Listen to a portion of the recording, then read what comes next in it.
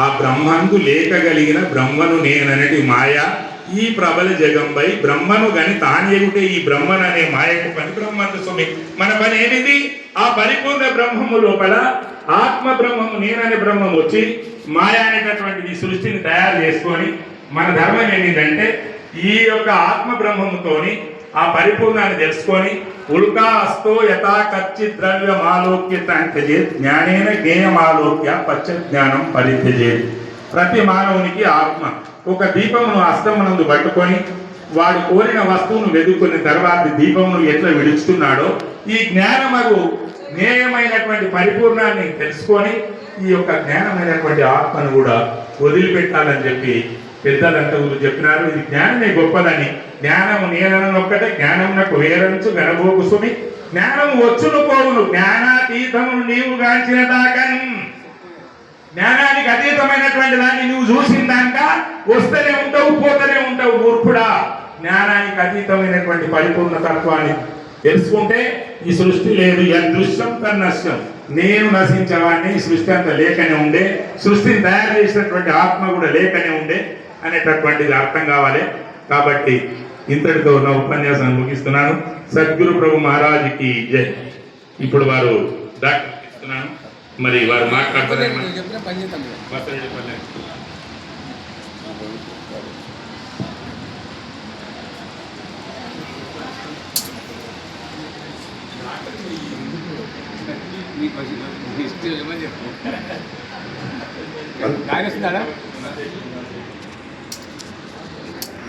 మహేశ్వర గురు సాక్షాత్ పరబ్రహ్మం తస్మై శ్రీ గురవే నమః. సద్గురు అయినటువంటి ప్రసాద స్వామి వారికి, ఒక సభను అలంకరించిన గురువులందరికీ, ఇక్కడికి వచ్చిన అచల సంప్రదాయం యొక్క మాతలకు అందరికీ, అందరికి అక్కలకంట పాద నమస్కారం. ముఖ్యంగా పాద నమస్కారం అంటే అనుకుంటున్నారు మీరు, మీ పాదాలు కావు, అరిపాదాలు, అరికాళ్ళు అటువంటి. ఎక్కడ రూపాయి అరికాళ్ళకు, కాబట్టి అది అరి యొక్క కాలు మాత్రమే, మన కాలు కాదు. ఈ రెండు చేతులు అరిచేతులు, శరీరం అంతా అవయాలు మనవి ఉన్న అరికాళ్ళు అరిచేతులు, అరివి మాత్రమే అందరికీ. కాబట్టి గురువు అనేవాడు చీకటిని పారదోలేవాడు. గు అంటే గువ, రువు అంటే మెరుపు, వెలుతురు. చీకటి గువలో వెలుతురు తెచ్చేవాడు గురువు. కాబట్టి కొందరు అనుకుంటారు మన భక్తుల్లో, మీరందరూ గురుస్థానానికి వచ్చారు ఈరోజు. వచ్చినప్పుడు మీ ఇంటి పక్క వాళ్ళు అడుగుతారు, అరే గురువు దానికి వస్తున్న గురువుతో ఏముందిరా, పెద్ద కొమ్ములు ఆ గురువుకు ఏమి ఇస్తాడు మీకు అంటే ఏం చెప్తారు?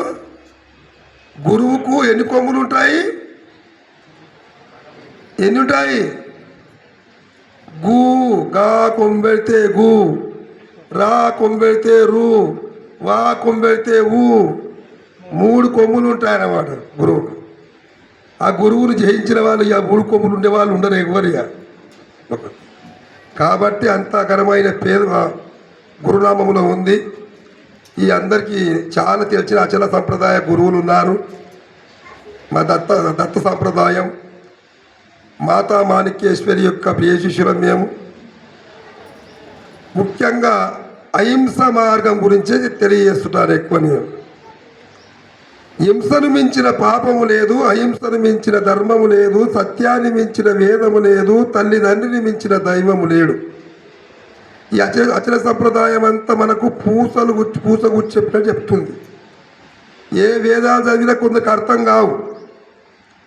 కాబట్టి అచలం అంటే ఏంటి? మరి చంచలంబు వదిలిన వారికి అచలంబు నతుకునయా అన్నాడు. చంచలత్వమును వదిలే వారికి మాత్రం అచలం అతుకును. అచలంలో ఇది లేదు అనేటి కొదవ లేదన్నమాట, అటువంటి సంప్రదాయం. కాబట్టి అందరు చాలా గొప్పవాళ్ళు. మీరు మారే వచ్చిండ్రు ఇక్కడ. మీరంతా ఇలా అంశాలు లేకనే వచ్చిండ్రు. ఇలా కాకులు ఎక్కడైనా వచ్చినాయా? కాకులు రావు. కాకులు ఎక్కడ పోతాయి? ఎక్కడనో గొడ్డు దానిపోతే పీక తినికే పోతుంటాయి అవి కాకులన్నీ. గురు సంప్రదాయం ఉన్న వాళ్ళది అంశంతో సమానం అన్నమాట. వాళ్ళను తోలుకోవడానికి ప్రయత్నం చేయాలి. చేసిన కానీ కూడా ఇందులోకి ఏమంటుంటారు, అది బాగలేదులే, ఇదే బాగుంది మాకు అంటున్నారు అన్నమాట. అందుకు అంశ లాంటిది అచల సంప్రదాయం, అంశ లాంటిది అన్నమాట. పాలను నీళ్లను ఒక్క దగ్గర పోసినప్పుడు అంశగుణం ఏమవుతుంది, నీటిని మాత్రం వేరు చేసి పాలను మాత్రమే త్రాగుతుంది. అటువంటి సంప్రదాయం అచలంలో ఉంది. కాబట్టి ప్రతి ఒక్కరు చాలా గొప్పవారు, అందరూ ఆధ్యాత్మిక మార్గం తెలిసిన వారు. ముఖ్యంగా మనసు నిశ్చలత్వంగా ఉండాలి. ఇంటిని ఇడిసి బాజార్లో తిరిగే మనిషికి ఏం తెలుస్తుంది? అట్లాగే ఈ దేహం అనే ఒక ఇల్లు భగవంతుడి, మన దేహము మనసును మన బుర్రలో ఉంచుకోవాలి ఎప్పుడు. ఇందులే బయటికి సంచారత్వం పంపితే ఆగమైపోతుంది. అందుకు అదే నిశ్చలత్వం. కాబట్టి అహింస మార్గం ఎంచుకోండి. ప్రతి ఒక్కరూ అందరినీ మారవాలని కోరుకుంటున్నాను.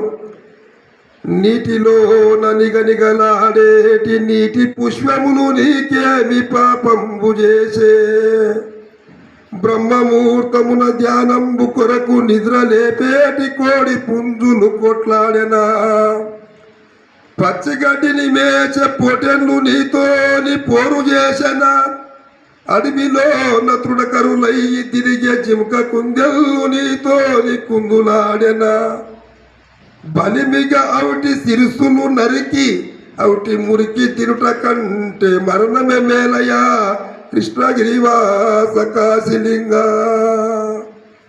అంటే ప్రతి ఒక్కటి ఈ పని చేస్తున్నారు చాలామంది. అటువంటి వాళ్ళు ఇక్కడ లేరు. సంప్రదాయం తీసుకున్న వాళ్ళు మాత్రం అటువంటి అహింస మార్గమే కదా. కొందరు హింస మార్గం కూడా ఉంటే సంప్రదాయాలు మన మీ దాంట్లో కూడా రెండు ఉన్నాయి. కాబట్టి వాళ్ళ నడిచే వాళ్ళు ఉన్నారు, వీళ్ళు నడిచే వాళ్ళు ఉన్నారు. వాళ్ళు గొప్పవాళ్ళే, వీళ్ళు గొప్పవాళ్ళే. భోజనంతో కాదు ముఖ్యము, మనసుతో ఉన్నది మనకు అవసరం. ఆ మనసు నిశ్చలత్వం చేసుకొని ప్రతి ఒక్కరు కూడా అచలానికి దగ్గర అయిపోయి చంచలత్వాన్ని తొలగించుకొని ఆనందంగా జీవించాలని కోరుకుంటున్నాను. జై భారత్ మాతాకి జై.